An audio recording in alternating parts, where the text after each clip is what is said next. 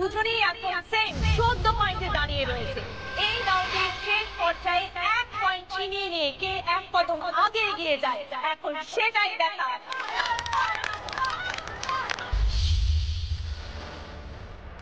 হয়ে যাবে Shirin, relax relax, হয়ে যাবে।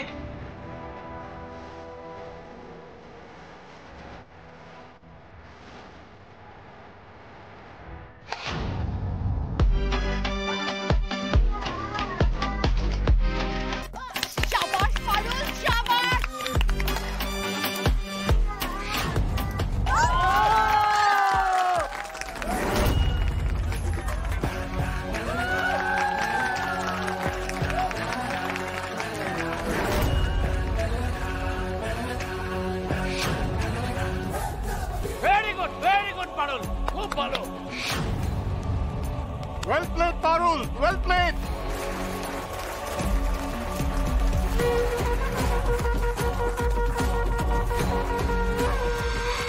অবিশ্বাস্য কামব্যাক আমরা দেখতে পাচ্ছি পারুলের। দুর্দান্ত খেলে 15-14 পয়েন্টে সে জিতে গেল।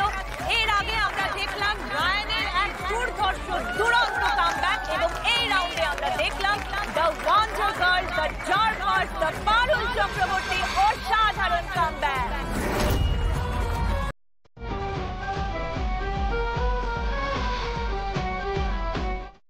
Please, এক মিনিট।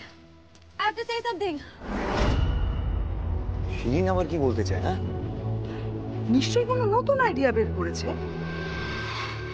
একা পারুলেরই বুদ্ধি আছে নাকি? এই ফ্যান দুটোকে একটু বন্ধ করতে হবে, আমার খুব ডিস্টার্ব হচ্ছে, প্লিজ।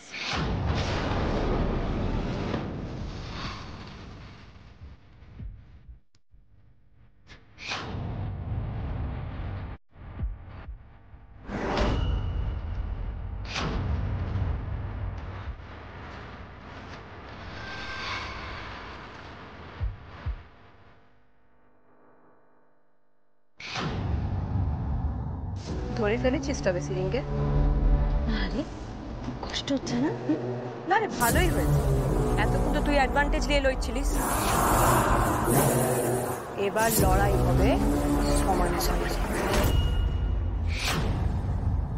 তুই যাই করে নে পারুল, তুই একজন স্টেট প্লেয়ারের সাথে জিততে পারবি না, তুই হারবি পারুল। সেই লিগেই তো তোকে ওই পেডেস্টাল ফ্যানের হেল্প নেওয়া দরকার পড়েছে, তাই না? নিজের জায়গায় ফিরে গিয়ে সার্ভ কর।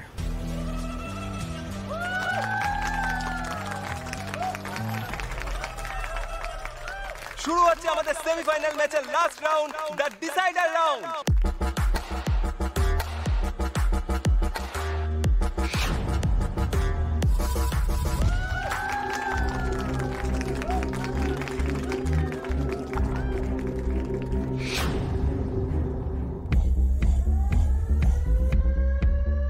তোর অনেক উঁচুতে লাফ দেওয়া হচ্ছে না? এবার দেখ আমি কি করি।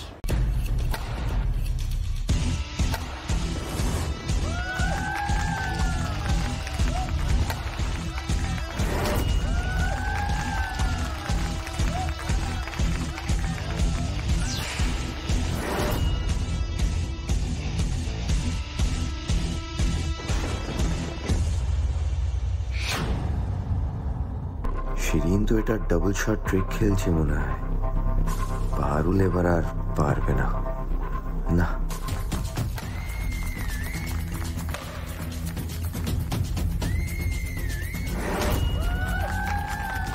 আমি এগুলো ওকে শিখিয়েছি। এগুলোকে ফল শট বলে। এটা একটা স্ট্র্যাটেজি, মানে জোরে মারার ভান করে আস্তে করে মারবে, আবার বাঁ দিকে মারতে গিয়ে ডান দিকে মেরে দেবে, মানে অপোনেন্টকে কনফিউজ করতে হয়।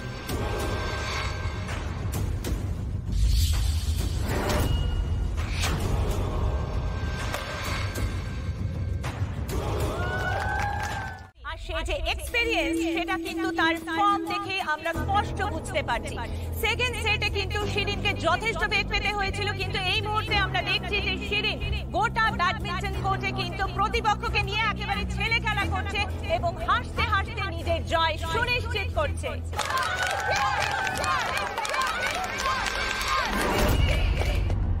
পারুল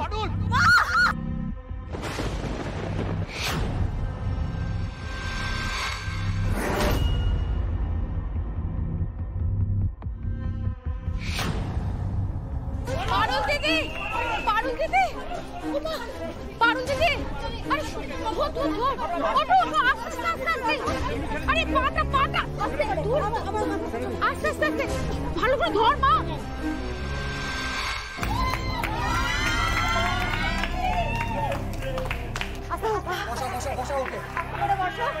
স্প্রেটা দাও মালা। একদম ঘাবড়াবে না, সব ঠিক আছে, সব ঠিক আছে, সব ঠিক আছে। কিচ্ছু হয়নি।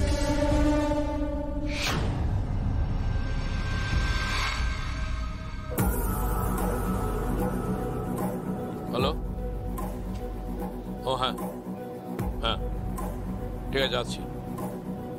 শোনো মা, তোমরা একটু পারুল দিদিকে দেখো, আমার একটা জরুরি কাজ এসেছে, আমি একটু আসছি। আরে রিটায়ার্ড হার্ট হয়ে গেছো, আমি বিনয়। এবার তো আর এক পায়ে খেলতে পারবে না। ওকে কিছু বলা যায় না শিরিন, ক্রাচ নিয়ে নেমে যেতে পারে।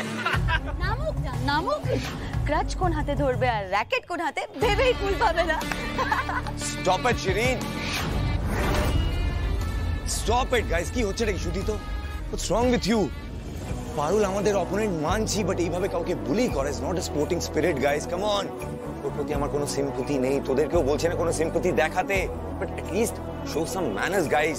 এটা আমাদের ইউনিভার্সিটির একটা prestigious event, please don't stoop so low guys, come on, maintain some decorum please. Exactly, আমি তখন থেকে তোমাদের এই কারণেই বারণ করছি। লড়াই যা কিছু সব কোর্টের ভেতরে, কোর্টের বাইরে তুমিও প্লেয়ার, সেও প্লেয়ার, তাই প্লিজ তোমরা চুপ করে থাকো। পারুল, এই পা নিয়ে তুমি কেন রেস্ট নিলে? এখনো খুব পেইন হচ্ছে তাই না? পারুল, তুমি কি আর খেলতে পারবে?